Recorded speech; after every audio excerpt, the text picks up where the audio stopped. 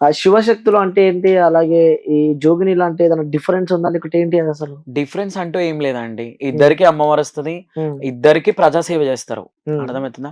శివశక్తులంటే అది ఆడవాళ్ళకి రావచ్చు, మగవాళ్ళకి రావచ్చు, ఓకే. ట్రాన్స్‌కి రావచ్చు. హ్మ్. ఎవరికైనా రావచ్చు. అమ్మవారు ఎవరిపైనైతే కన్ను పెడతదో వచ్చే అవకాశం ఉంటది.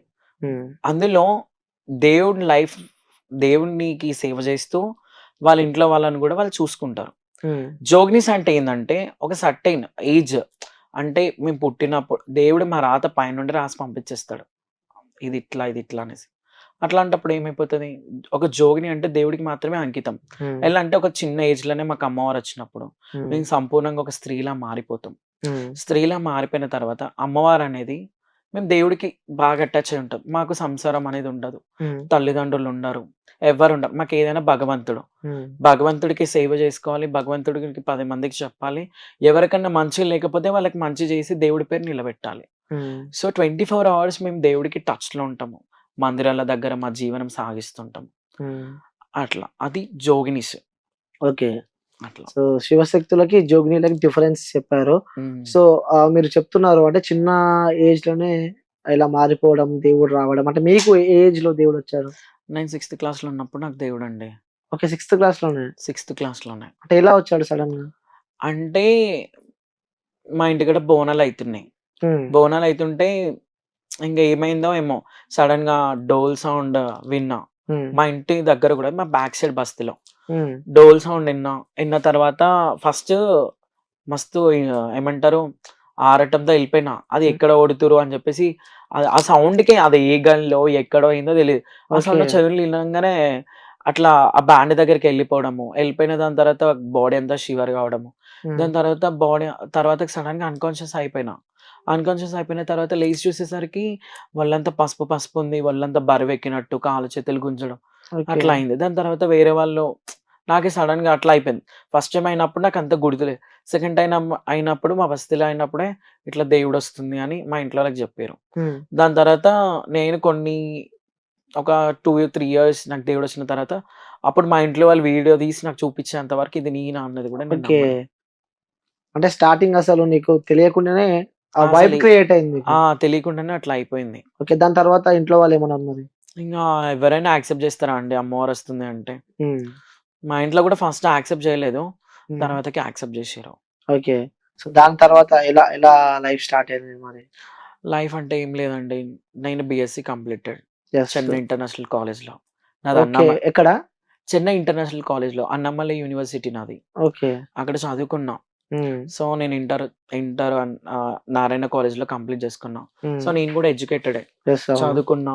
హ్మ్. అంతా అయిపోయింది. అంటే మీరు ఆ ఎడ్యుకేషన్ అంటే చదువుకున్న సమయంలో గాని, సిక్స్త్ క్లాస్‌లోనే మీకు దేవుడొచ్చారని చెప్పి చెప్తున్నారు. అవునవును. దాని తర్వాత స్టడీస్ కంటిన్యూ చేసేటప్పుడు గాని, అవును. లేకుంటే ఫర్దర్ ఆ ఇంటర్ గాని, ఆ సందర్భాలలో ఎప్పుడైనా మీతో మీ ఫ్రెండ్స్ కానీ, లేకుంటే చుట్టుపక్కల వాళ్ళు గాని ఎప్పుడైనా మీతో ఇబ్బందికరంగా మాట్లాడడం గాని, అవును. లేకుంటే చాలా వెటకారంగా ఇబ్బందయింది. 100% ఇబ్బందే అయింది. ఎందుకు గాలేదు? ఇప్పుడు ప్రపంచంతో మాకిబ్బంది గావట్లేదా? హ్మ్. లోక లోక్ జ్ఞానం తెలిసిన లోకమే అట్లా జేసినప్పుడు, హ్మ్. లోక జ్ఞానం తెలవని స్కూల్ ఏజ్ అండి అది. యెస్. అవును. వాళ్ళు ఇది జేయడంలో డిఫరెన్స్ ఏం లేదు.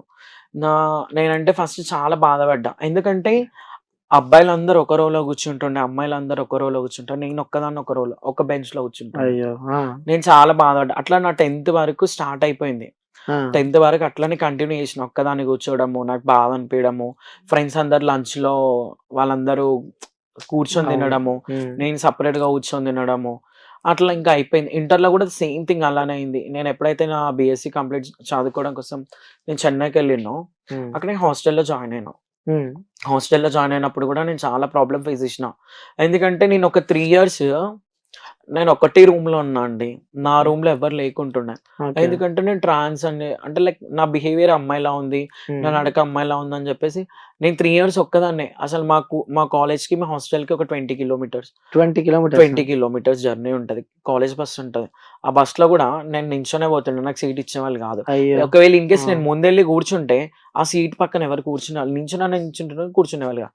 అంత ఘోరమైన పరిస్థితి. ఇంకొకటేందంటే, నేను టిఫిన్ తినాలన్నా, స్నాక్స్ తినాలన్నా, లంచ్ చేయాలన్నా, డిన్నర్ చేయాలన్నా, వెళ్తే అందరికన్నా ముందనెళ్ళాలి, ఎళ్తే అందరికన్నా లాస్టనెళ్ళాలి. అయ్యో! అదేంది మరి? అదేంది అంటే, నేను మధ్యలో నించుంటే, నన్ను పక్కకు జరపడము, హ్మ్. నాకు డిస్టెన్స్ మెయింటైన్ చేయడము, అట్లా చేసి నాకు అట్లా నచ్చకపోతుండే. అవును.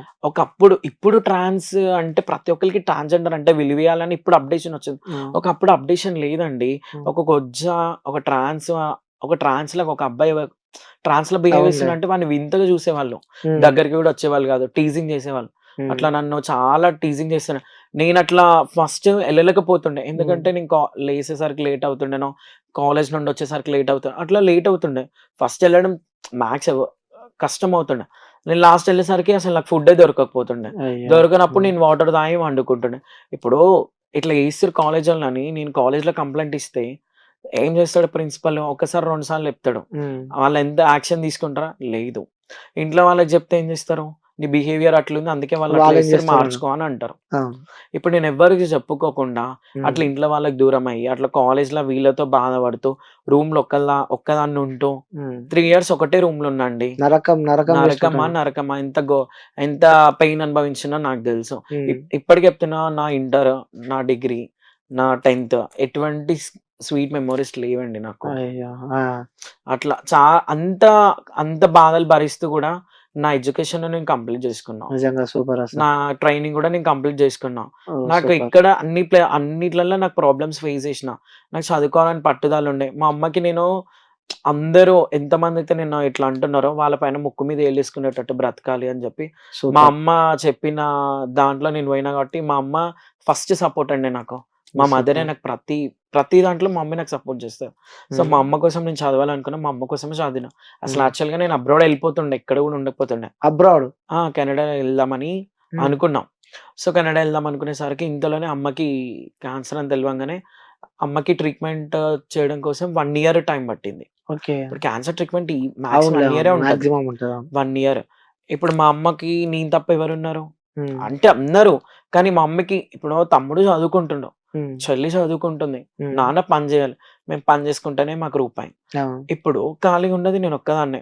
ఇప్పుడు నా వల్ల తమ్ముడు, చెల్లి ఎడ్యుకేషన్ డిస్టర్బ్ అవును. గావద్దు. హ్మ్. ఎందుకంటే నా లైఫ్ ఇక్కడితో ఎండ్ అయిపోయింది. హ్మ్. వాళ్ళు చేసుకుంటేనే గదా! వాళ్ళ పెళ్ళిళ్ళైతే వాళ్ళ పిల్లల్ని మంచిగా చూసుకుంటారు. అవును. ఇప్పుడు మా ఇల్లు గడవాలంటే మా నాన్న పని చేయాలి గదా! అవును. నేను మా మమ్మీని తీసుకెళ్ళి, మా అమ్మని హాస్పిటల్ చూపించుకొని, మంచి, చెడు అన్నింటికి నేను మా అమ్మని కాపాడుకున్నా. సరే అబ్రాడ్‌కెళ్ళి నేను చేసేదేముంది? అమ్మని చూసుకొని హ్మ్. ఉన్న దాంట్లో తృప్తి పడితే, ఈ బోనాలు, అమ్మవారి పూజలు చేసుకుంటే ఎంతో కొంతొస్తది. దాంతో నా జీవనం సాగించొచ్చని చెప్పి, నా అబ్రాడ్ ఎళ్ళేది క్యాన్సెల్ చేసేసుకున్నా ఇంకా. నిజంగా సూపర్. అమ్మ కోసం అబ్రాడ్ వదిలిపెట్టుకున్నారు. ఇంగ అమ్మ కోసం అంటే మ్యాక్స్ ఏవైనా వదిలేసుకుంటానండి. ఓహ్! సూపర్. అమ్మ ప్రాణం అంటారు. అంతే గదా! హ్మ్. ఇయాల దినం నేనిట్లున్నా, ఇయాల దినం నేనొక రూపాయి సంపాదించుకున్నా, నా కళ్ళపై నేనున్నా అంటే మ్యాక్స్ మా మమ్మే. మా హ్మ్. మమ్మీ సపోర్ట్ లేకపోతే చాలామంది ట్రాన్స్ వాళ్ళే కానీ, ఎవరే గానీ కొందరు ఇళ్ళలో సపోర్ట్ జెయ్యరు. యెస్. అవును. వాళ్ళందరూ మాక్సిమం జేయరు. చెయ్యరు. అవును. వాళ్ళందరూ వేరే దగ్గరుంటారు. కానీ హ్మ్. నేనట్లా గాదండి. హ్మ్. నేనెప్పుడు ఎక్కువ అసలు ఏ ట్రాన్స్‌జెండర్‌లు ఇంట్లో నేను లేను ఇప్పటి వరకు. హ్మ్. నేను అందరూ మ్యాక్స్ ఎవ్వరైనా ఉంటారు. హ్మ్. ఒక 5 మంత్సో, 6 మంత్సో, 1 ఇయరో అట్లా ఇంట్లో వాళ్ళ ప్రాబ్లమ్ అయితుందని చెప్పి కొన్ని మంత్స్, కొన్ని ఇయర్స్ ట్రాన్స్ వాళ్ళ ఇళ్ళల్లో ఉండి, మళ్ళీ ఇంట్లో వాళ్ళు యాక్సెప్ట్ జేయమని ఇంటికి రావడం అట్లుంటారు. హుహు. కానీ నేనెప్పుడు అట్లా లేను. ఎంత కష్టమొచ్చినా, ఎన్ని బాధలు పెట్టినా మా ఇంట్లోళ్ళు, హ్మ్. ఎన్ని మాటలన్నా, చుట్టుపక్కలోళ్ళు గూడా ఎన్నో మాటలన్నా యెస్. గూడా అదే అదే అడుగుదామనుకున్నా.